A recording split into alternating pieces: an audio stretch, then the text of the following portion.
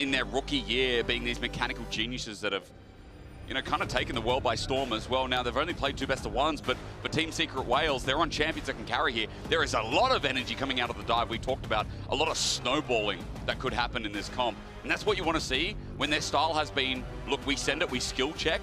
We're not a heavy macro team, and I think a lot of people would say that and see that. Yeah. But they're a team that can skill check you any day. Yeah. I am a little nervous for FlyQuest. I mean, again, they're very accustomed to doing this, but yeah.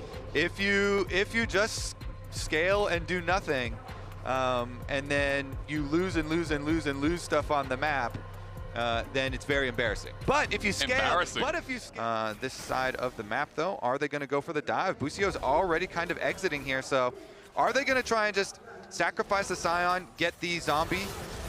They're going to try the very least. We've got instant flash, double matches, over back into the turret. Histo gets out because Eddie was tanking for the time being first blood for the Whales. Super good juggle of tower aggro there.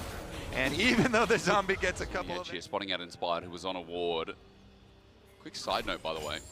While we are talking about jungle matchup, you can see Hex Flash coming over. Coming more importantly. We'll talk about that in a second. Busio interrupt. Oh no! Die sent back not once but twice. As now with the trample and pulverize in the air, the chain CC is beautifully clean from FlyQuest. Yeah, really nice combo. Honestly, there from Busio again. Wait.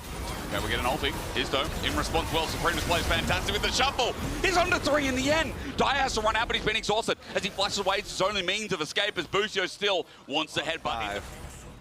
Whippo as well. It's just a very efficient buy to go to into the Kanik Rookern. Okay, the shield has been broken on the Kanik Rookern.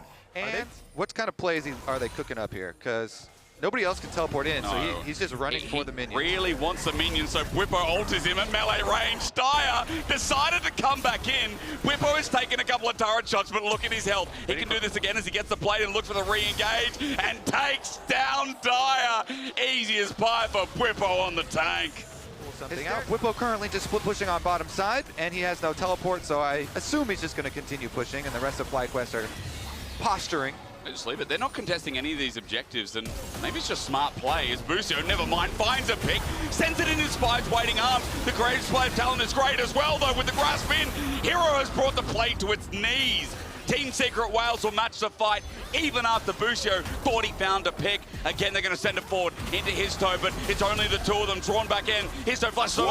Masu flashes into the team. Taki gets out as well. The gumption on that Haiti carry is insane as Quad comes in to save the day, but Busio's close to dying. Now Quad's in threat as well. The burst so much from Team Secret Wales, and FlyQuest got bored and said, we need to fight. I mean, so they did have 2 people split pushing, and they do it again. Retreats and Fly are still in this brush. They haven't started yet. Trying to bait them in, and the lure eventually works. Taki's the one to tank it up as Whippo goes forward as well. Again, good poke damages. Ult melee range. Hero has to ult in response, and it's Judgment Day for someone if he can get them in a 1v1, but it's only Whippo. Meanwhile, Dyer flashes forward, sets himself up. It's a good ulti, but he now jumps into the hole of FlyQuest. Quad with his dying breath, gets an ulti off. Flash away from any from Whippo, but the back to front is in full effect, and FlyQuest are getting the fight they want. Baiting them in was the right call, because the Whales always come. And that's going to be Otacon as well. That was Dragon. The idea from TSW is good. They're trying to fight WoW. You know, Inspired is taking the Dragon, so... do it again! Decimating smash. Masu going to step up to this one as well. Valkyrie on top of Histo. Flash from Whippo not to get caught. Masu will get the kill. The slow onto Taki. Team Secret. Here we go. This is going to be another attempt. It's on a ward though, so Whippo knows to reposition. Quad's just going to send it back. Hero can isolate a target, but his team's not there. Quad will jump in first, waiting for the shuffle, and there it is, the knockup. No ult used. Hero was waiting to buy his time, and FlyQuest. It's just another way of saying didn't answer. Yeah. Maybe I should know that. Whippo up here, though, has several attackers. Yeah, but did you see the damage? And where is the damage on him? Okay, it's coming 3 members.